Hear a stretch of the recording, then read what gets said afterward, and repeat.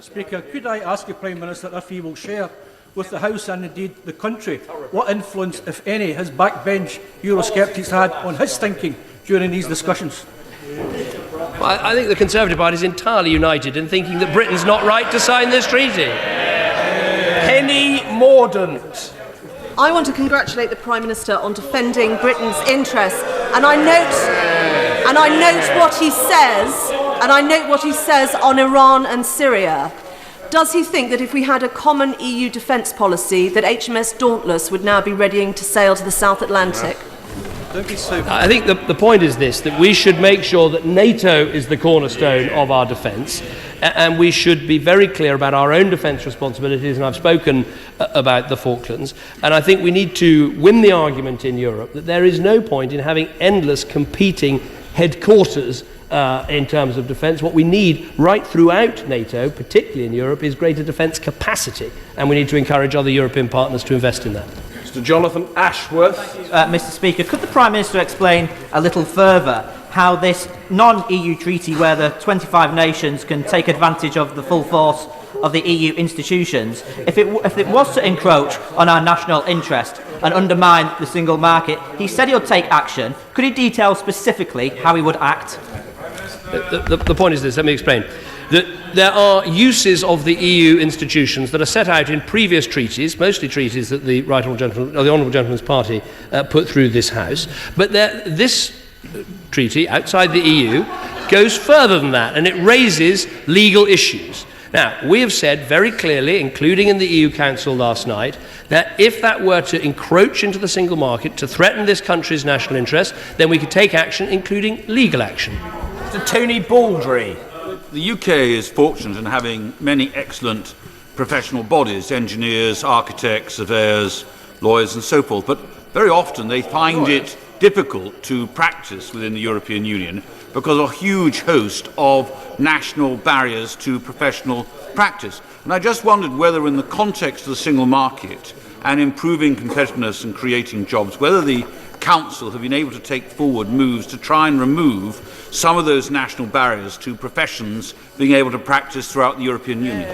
Look, my honourable friend is entirely right to raise this. This has been a big gap in the single market, that we passed the Single European Act all those years ago, over 20 years ago, and yet the professions and services still haven't been properly opened up. The action we're taking is for all governments to agree to open up those professions, but actually on this occasion the European Court of Justice may actually be helpful in that the Commission is taking infraction proceedings against a number of member states, I think Germany included, to make sure that they genuinely open up their professions and we complete the single market. Mr. Benedict Gummer. Mr. Speaker, on the radio today, the Shadow Foreign Secretary claimed that Britain had lost influence in Europe. I was wondering, in the matters of the single market, competitiveness, Iran and Syria, what the Prime Minister feels was achieved by British presence at the European Council. On the specific issues of the foreign policy stances taken by the EU, which are all agreed by unanimity, I think actually proving that you can agree things by unanimity if there's political will and drive. Almost the entire approach of what we wanted to say about Iran and Syria and Burma was something the British requested to be discussed at the European Council and requested there be a statement. And I think it shows that actually with political will, but with unanimity, you can still get a lot done. Mr. Kevin Brennan.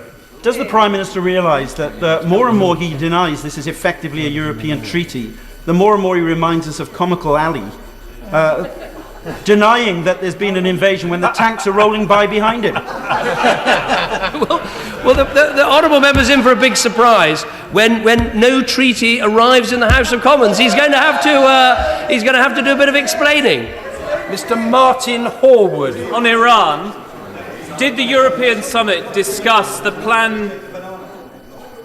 Did the European summit discuss the planned regional conference on non-proliferation of weapons of mass destruction?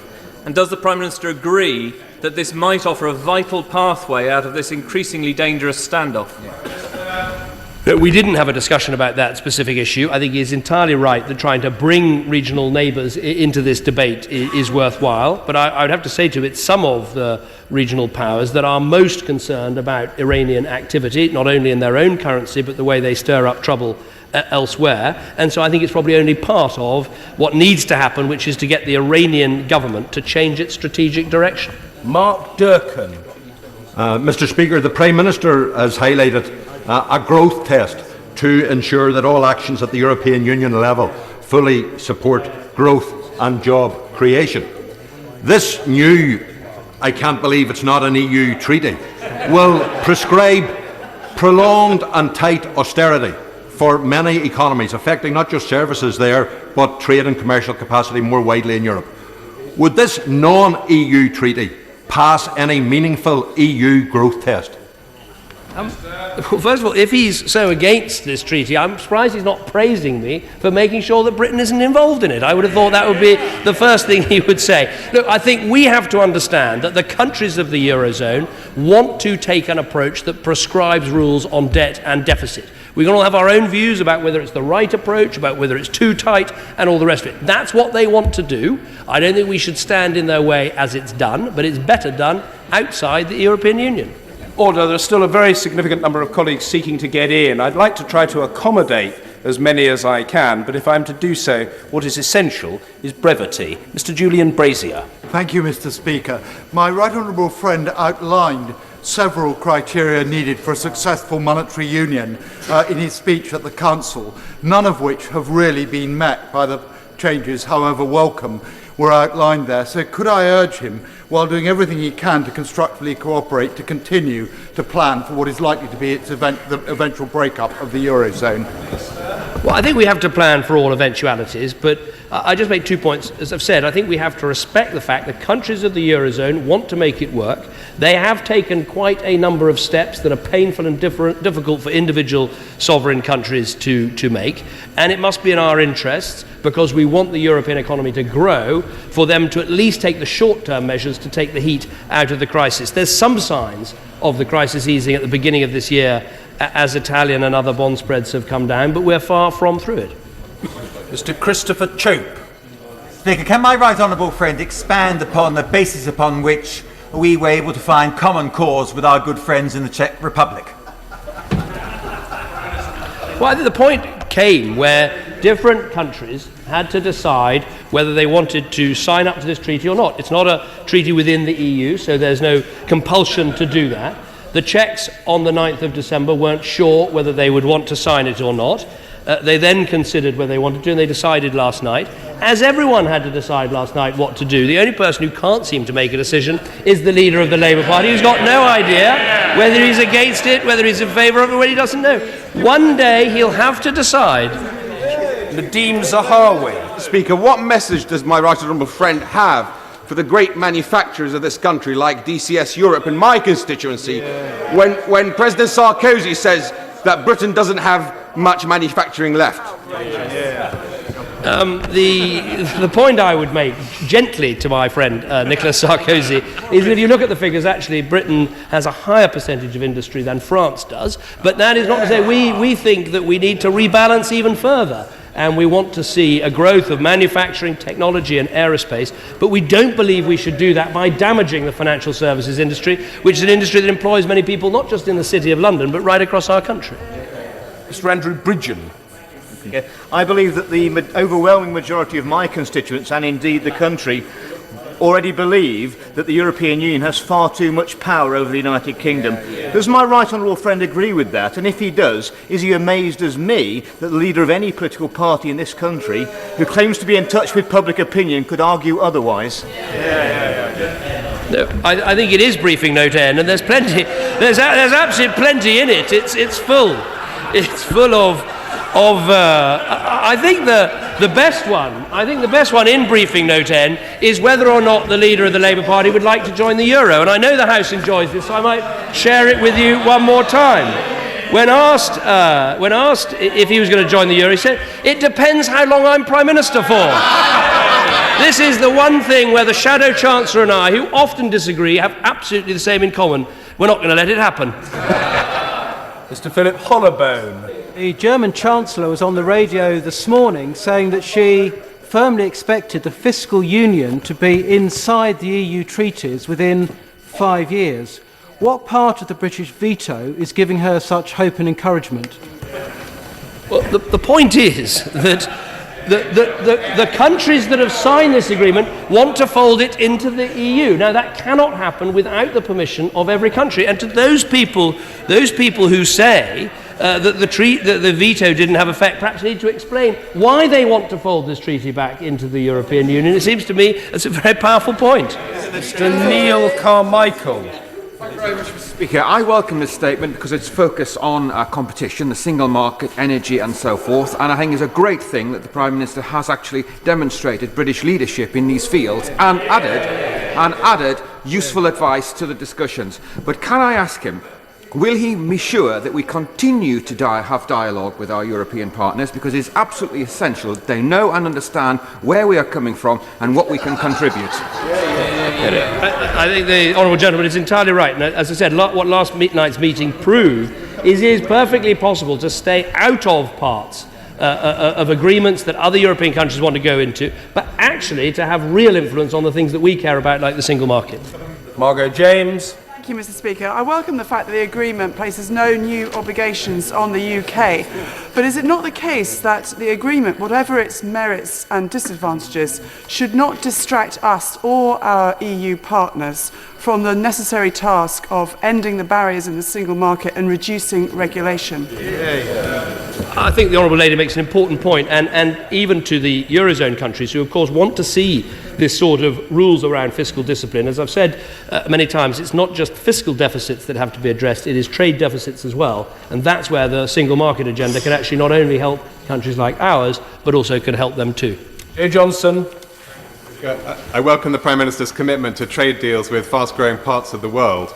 An ambitious trade deal between the EU and India, which would help us double our trade with India by 2015, has eluded negotiators since 2007.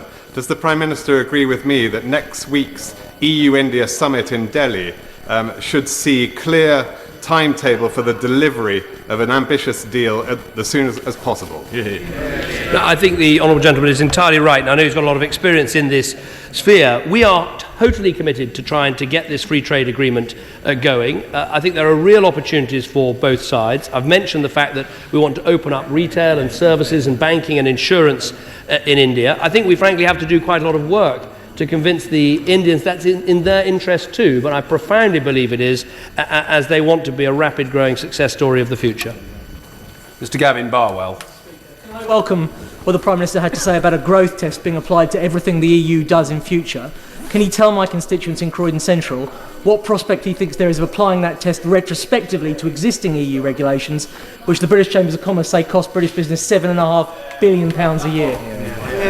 Well, I think it's important to try and look at some of the existing stock of regulations, but I think one of the things that badly needs to be done in Europe is to make sure that it's not just when economic affairs ministers are sitting around that we're thinking about growth, it's actually when the social affairs ministers, the environment ministers, when they're all getting together that we're thinking of the potential costs of what they're signing up to. That doesn't happen at the moment, and it badly needs to. Mr. Raymond Chishti. Mr. Speaker, I very much welcome the statement by the Prime Minister. My question relates to discussions that were held on Syria.